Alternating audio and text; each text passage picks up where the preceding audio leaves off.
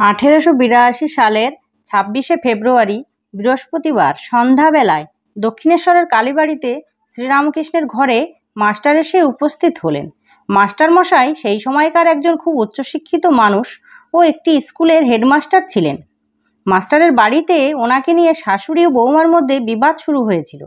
Master মশাই মনে করেছিলেন যে বিবাদটা যেহেতু ওনাকে নিয়ে, তাহলে উনি যদি দেহত্যাগ করেন তাহলে শাশুড়ি ও বউয়ের বিবাদ মিটে যাবে।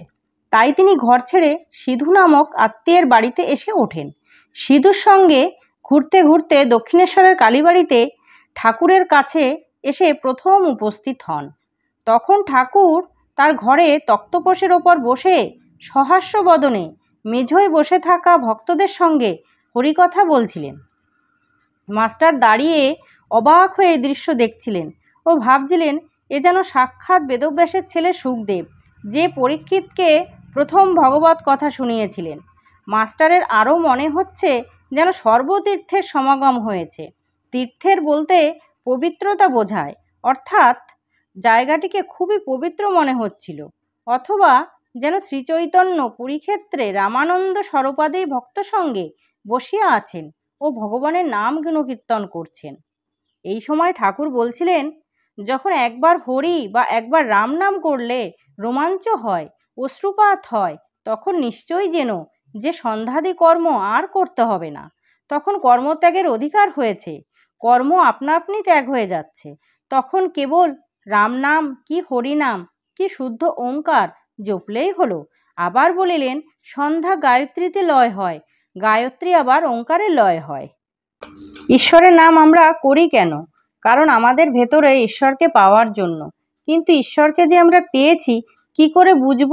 যখন আমাদের ভিতর এক অসাধারণ ও অনাবিল আনন্দ অনুভব করি, তখন শুধু সকালে ও বিকালে ঈশ্বরের নাম করতে হবে সেগুলির আর দরকার হয় না, কারণ তখন সে সবসময় আনন্দ সাগরে ভাসে। মাস্টার অবাক হয়ে এই দৃশ্য দেখতে দেখতে ভাবছিলেন, আহা, কি সুন্দর স্থান, কি সুন্দর মানুষ, কি সুন্দর কথা, এখান থেকে নড়তে ইচ্ছে করছে না। মাস্টার জায়গাটিতে প্রথমবার এসেছেন, তাই তিনি ভাবলেন জায়গাটাকে তাড়াতাড়ি করে একবার দেখে আবার এখানে এসে বসবো। এখানে মাস্টার ঠাকুরের কাছে পুনরায় ফিরে আসার এক অদ্ভুত টান অনুভব করলেন।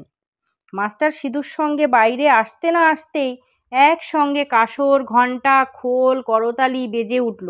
বাগানের দক্ষিণ দিক থেকে নহবতের মধুর শব্দ আসতে লাগলো। সেই শব্দ ভাগীরথীর বক্ষে যে ভ্রমণ করিতে করিতে অনতি দূরে গিয়ে কোথায় একটা মিশে গেল। মৃদু মৃদু কুসুম গন্ধবাহী বসন্তের বাতাস বহিতে লাগিল। সবে জ্যোৎস্না উঠেছে, ঠাকুরদের আরতির জন্য চতুর্দিকে আয়োজন হচ্ছে। মাস্টার দ্বাদশ শিব মন্দিরে ও শ্রী রাধাকান্তের মন্দিরে ও শ্রী ভবতারিণীর মন্দিরে আরতি দর্শন করে খুব আনন্দিত হলেন। দুজনে কথা বলতে বলতে পুনরায় ঠাকুরের ঘরের দ্বার প্রান্তে এসে উপস্থিত হলেন। সেখানে বৃন্দে নামে একজন ঝি দাঁড়িয়েছিল। মাস্টার তাকে জিজ্ঞাসা করলেন, সাধুটি কি এখন ঘরের ভিতর আছে? বৃন্দে বলল, হ্যাঁ, এই ঘরের ভিতরই আছে। মাস্টার বললেন, ইনি এখানে কতদিন আছেন? বৃন্দে বলল, তা অনেক দিন। মাস্টার আবার জিজ্ঞাসা করলেন, উনি কি খুব বইটই পড়েন? কারণ মাস্টার খুব উচ্চশিক্ষিত মানুষ ছিলেন এবং উনি খুব বইটই পড়তেন। কিন্তু বৃন্দে বলল, আর বাবা, বইটই ওসব ওর মুখে মুখে, ঠাকুর পড়াশোনা করেন না শুনে মাস্টার খুব অবাক হলেন। মাস্টার বললেন, আচ্ছা, ইনি কি এখন সন্ধ্যা করবেন? আমরা কি এ ঘরের ভিতর যেতে পারি? তুমি একবার খবর দিবে। বৃন্দে বলল, তোমরা যাও না বাবা, গিয়ে ঘরের ভেতরে বসো। তখন তারা ঘরের ভিতর প্রবেশ করে দেখল যে অন্য কোনো ভক্ত নেই। শ্রীরামকৃষ্ণ তক্তপোষটির ওপর একাকী বসে আছে। ঘরে ধুনো দেওয়া হয়েছে ও সমস্ত দরজা বন্ধ। মাস্টার প্রবেশ করে বদ্ধাঞ্জলি হয়ে প্রণাম করলেন। ঠাকুর শ্রীরামকৃষ্ণ বসিতে অনুজ্ঞা করিলেন। তখন মাস্টার মশাই ও সিধু মেঝেতে বসলেন। ঠাকুর জিজ্ঞাসা করলেন, কোথায় থাকো, কি করো, বরাহনগরে কি করতে এসেছো, ইত্যাদি। এটাই ছিল মাস্টারের সঙ্গে ঠাকুরের প্রথম বার্তালাপ।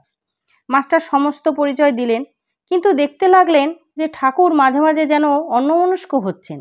পরে শুনলেন এরই নাম ভাব। সন্ধ্যার পর ঠাকুরের এরূপ ভাবান্তর হয়। কখনো কখনো তিনি একেবারে বাহ্যশূন্য হন। মাস্টারমশাই জিজ্ঞাসা করলেন, আপনি এখন সন্ধ্যা করবেন? তবে আমরা এখন আসি। শ্রীরামকৃষ্ণ ভাবের অবস্থাতেই বললেন, সন্ধ্যা? না, তা এমন কিছু নয়। আর কিছু কথাবার্তার পর মাস্টার প্রণাম করে বিদায় নিলেন। ঠাকুর বললেন, আবার এসো। মাস্টার ফেরার সময় ভাবতে লাগলেন, এই সৌম্য কে, যার কাছে ফিরে যেতে ইচ্ছে করছে? বই না পড়লে কি মানুষ মহৎ হয়?